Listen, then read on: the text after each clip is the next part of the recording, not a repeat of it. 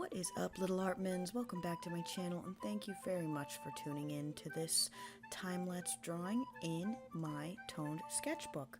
Long time no here, I know, but as I'm sure you all could tell from my last time-lapse voiced over video, the sound quality was absolute death. My original headset broke, and so I've been using kind of a stand-in for now, whose microphone apparently is really terrible, and so that didn't help. So I've been trying to resolve those issues, and it's been a surprisingly pain in the ass excursion. Lots of purchasing, buying other things to try to make the other thing work, and then that doesn't work, and so I'm returning them, and then finally finding, thankfully, a nice, affordable little microphone from Fifine that has worked phenomenally so far. At least I think so. You guys are really going to be the judge of that, so, you know, let me know what you think.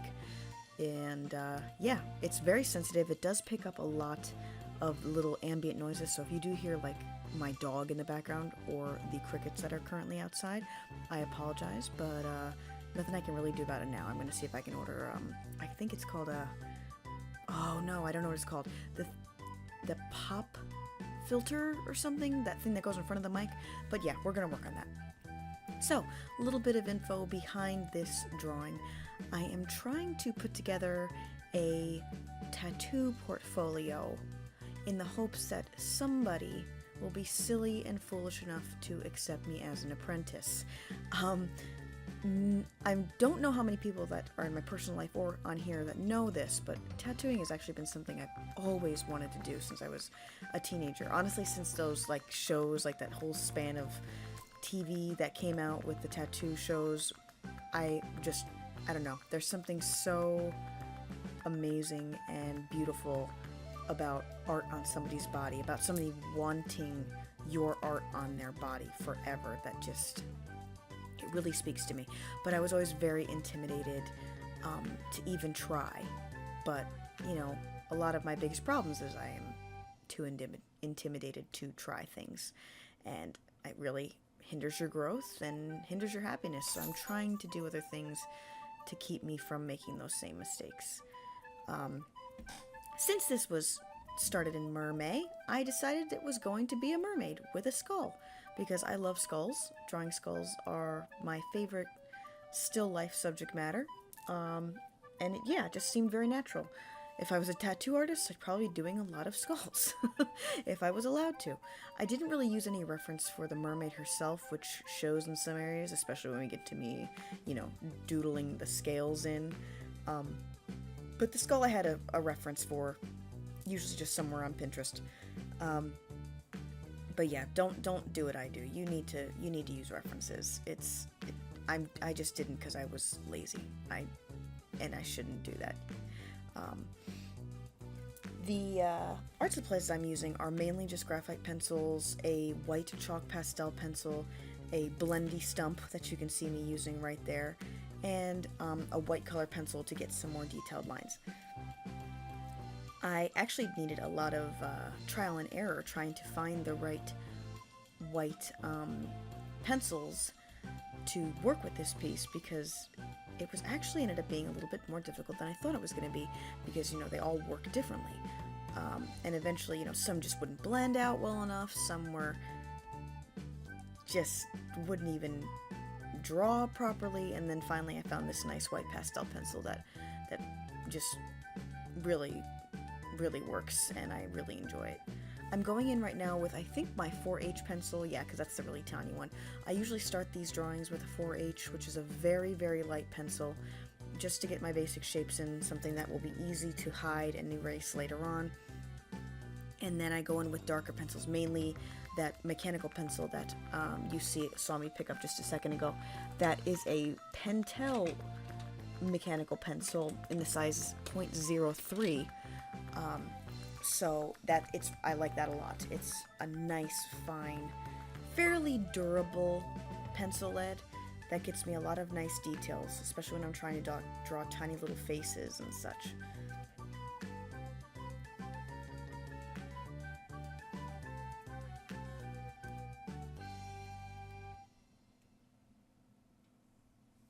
I probably use, I don't know, 3 or 4 different values of pencil, ranging from the 4H to an HB, and then I believe a 4B and a 6B.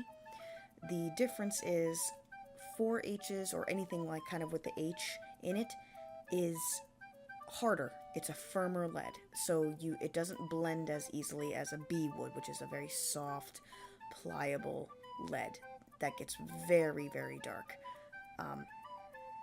And there it is. There's that Conte crayon again, or pastel pencil, I should say, and another blendy stick. If you don't know what a blendy stick is, it's just a bundle of paper rolled up and shaved at each end to create points, and you blend graphite with it. I'm sure many, many art students know exactly what I'm talking about, because you use a lot of these items in your curriculum. You know, pencils and sketchbooks are your main tool probably for most of your drawing classes.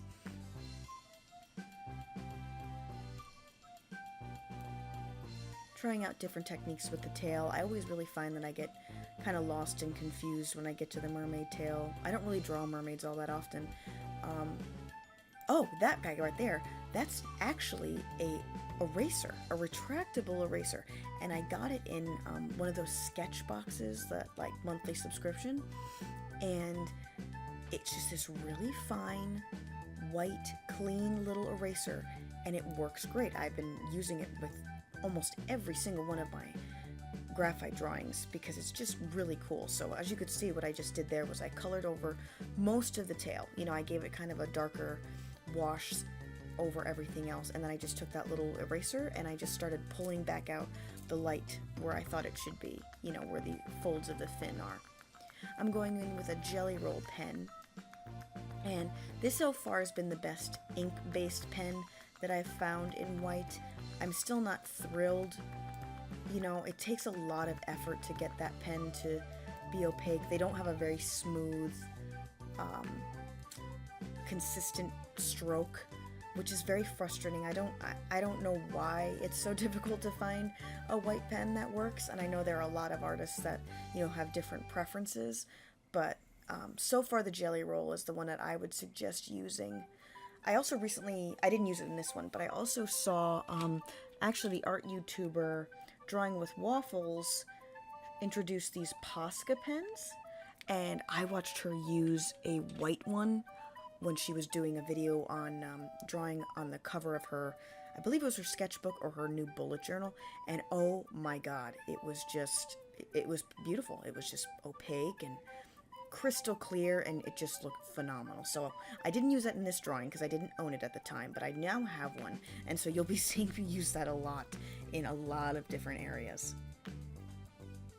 I'm coming back in right now with a wax, more colored pencil, white pencil. It is not blendable.